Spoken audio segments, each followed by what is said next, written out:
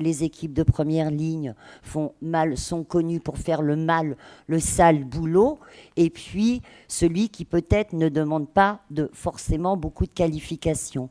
Alors, on a un bas niveau d'exigence pour les personnes que l'on reçoit, mais finalement, quand on est responsable d'une équipe, on est amené à souhaiter avoir un haut niveau d'exigence sur les qualités professionnelles. Donc, en guise de conclusion, je voudrais faire passer deux, trois idées comme ça.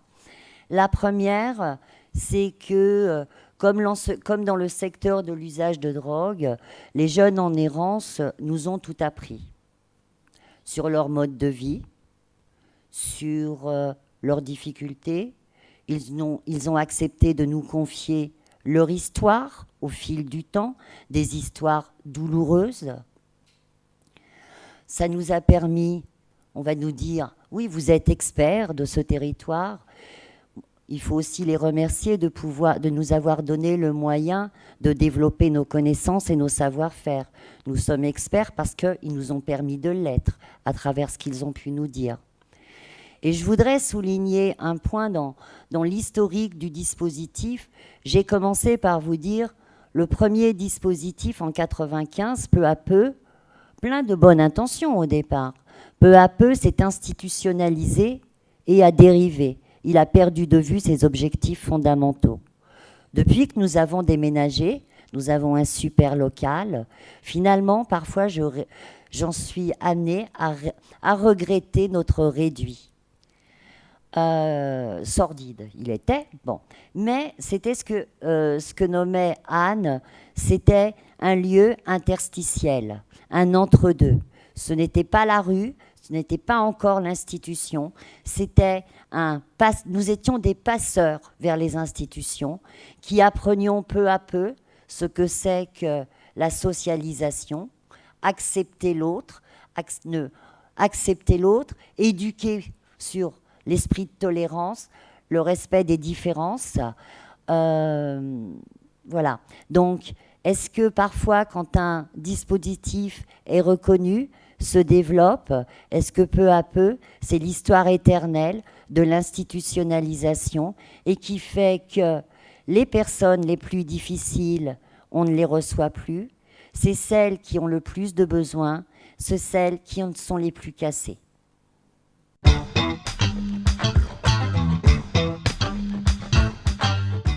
Donc ce qui s'est passé, c'est qu'en 2004, après précisément, c'est à ce moment-là que Roberto a voulu investir un peu plus le champ des squats. Et puis il y a le fait qu'à force d'intervenir en teuf, en squat, en fait, il y a aussi les personnes qui nous ont interpellés, en fait. Parce qu'ils savaient justement qu'on était Médecins du Monde et que Médecins du Monde faisait plein de trucs. Donc ils nous ont dit, mais attendez, vous faites d'autres choses, qu'est-ce que vous faites ? On veut tout savoir. Et à chaque fois, ce qui est intéressant à travers ce projet, c'est à chaque fois le fait que les personnes n'hésitent pas à interpeller Médecins du Monde, critiquent Médecins du Monde, bousculent Médecins du Monde, perturbent Médecins du Monde. Donc ça, c'est en tout cas moi quelque chose qui me plaît beaucoup et qui remet en cause Médecins du Monde et ça les chatouille un peu parfois. Voilà, donc en août 2004, on a fait des premières sorties exploratoires où on allait sur des lieux, on a essayé de rencontrer des personnes. Roberto avec quelques contacts, et puis on a fait ça avec Patrick Bouvry qui était lui complètement en dehors des milieux squats, et Albert Leyot, un squatteur devant l'éternel qui connaît toute l'histoire des squats, ce qui est une bible des squats en soi. Voilà. Donc on a essayé de définir une certaine typologie des squats, puisque voilà, sous squat, ça veut tout dire et rien dire. Il y a effectivement les squats de migrants, il y a les squats d'habitation, il y a les squats d'usagers, il y a les squats d'usagers version teuffer ou version toxico-schlag, il va y avoir des squats artistiques. Donc là, je ne suis pas là pour vous faire une présentation de tous ces types de squats-là. En tout cas, il y en a plein. Nous, on a essayé déjà d'en définir quelques-uns pour essayer d'identifier les besoins qu'on pouvait y trouver.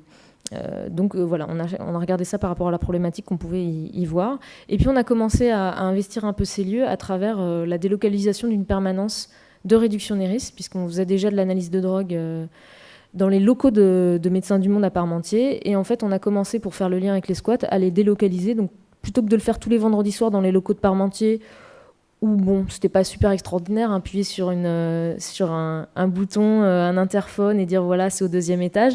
Bon, aller dans les squats, c'était beaucoup plus sympathique, on y voyait beaucoup plus de monde, et quand on regarde la file active des personnes qu'on rencontrait autour de ce dispositif-là, ça a tout simplement explosé, voilà, puisqu'on allait là où il y avait des gens, pas forcément des produits, mais là où il y avait des gens en tout cas.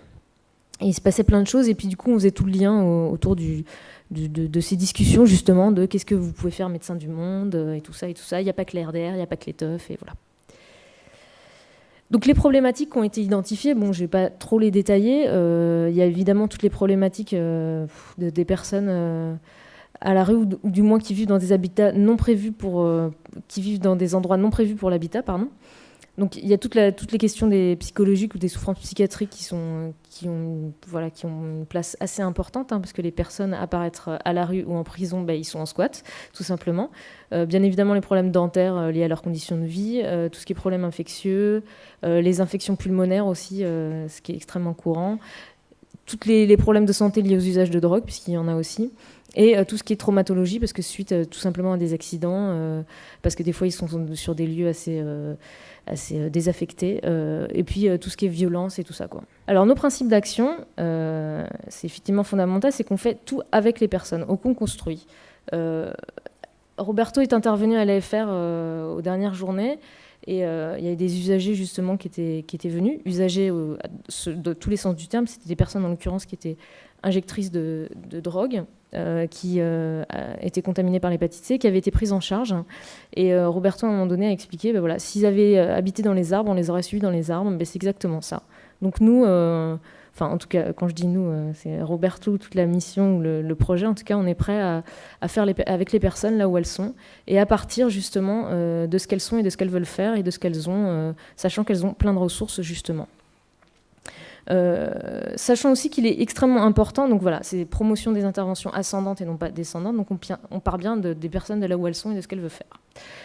Et donc après, il y a bien évidemment des spécificités à prendre en compte, notamment justement leur rapport aux institutions, parce que les personnes que nous rencontrons souvent ont eu un parcours où ont pu croiser éventuellement des institutions, des structures, avec qui ça ne s'est pas forcément bien passé, et qui du coup refusent après d'utiliser les dispositifs. Donc il faut quand même tenir compte de ça, essayer de comprendre ce qui s'est passé et où a été le problème, essayer de refaire le lien. Donc c'est à la fois du coup retravailler sur les représentations des squatteurs vis-à-vis des travailleurs sociaux, des assistantes sociales et tout ça. Et puis après, c'est aussi aller à l'autre bout, donc faire aussi tout un travail sur les représentations des travailleurs sociaux, des assistantes sociales, et voilà. Donc finalement, le projet Squat s'inscrit comme... voilà, nous, on est un lien, on est à une interface en fait entre des personnes et des travailleurs sociaux, et voilà. Et puis l'autre chose aussi, mais qui est complètement liée à ça, c'est qu'il faut respecter leur temporalité. Et ça, c'est extrêmement important parce que nous, dans le projet Squat, on a du mal à faire comprendre ça, y compris au sein de Médecins du Monde, mais très largement, c'est que nous, on aime perdre notre temps. C'est-à-dire que... alors, finalement, ce n'est pas perdre du temps, parce qu'en fait, c'est quand on perd du temps qu'il se passe des choses. C'est souvent dans la cuisine qu'il se passe le plus de choses. Là, c'est un peu pareil. Donc, il y a des tas de fois, nous, on vient un peu dans les squats des fois, mais en même temps, c'est comme ça qu'il se passe des choses aussi. C'est l'expérience des limites, et là aussi, Médecins du Monde a du mal à le comprendre. Mais c'est ça qui fonctionne, quoi. C'est le fait, à un moment donné, de se laisser aller, de se laisser un peu immerger dans ce monde-là pour mieux comprendre peut-être comment il marche, et puis pour mieux se faire accepter, et puis pour qu'il se passe quelque chose, quoi. Et puis, comme le disait Roberto, des fois, dans les squats, il y a comme un décalage horaire avec une partie de la société. C'est-à-dire que c'est comme si on vivait en Australie avec 6 heures de décalage horaire, voire plus. Et du coup, effectivement, par rapport à des institutions qui ont des horaires très stricts, des personnes, ils sont juste décalés, donc ils ne vivent pas dans le même fuseau horaire.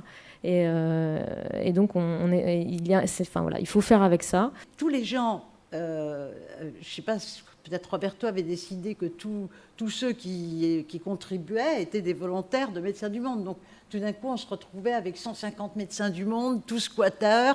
Médecins du Monde, non, mais non, il n'y a pas eu un truc comme ça. Parce que ce qui s'est passé, c'est que nous, comme dans toute mission, en fait, les bénévoles peuvent devenir adhérents. Donc, on a eu des squatteurs adhérents.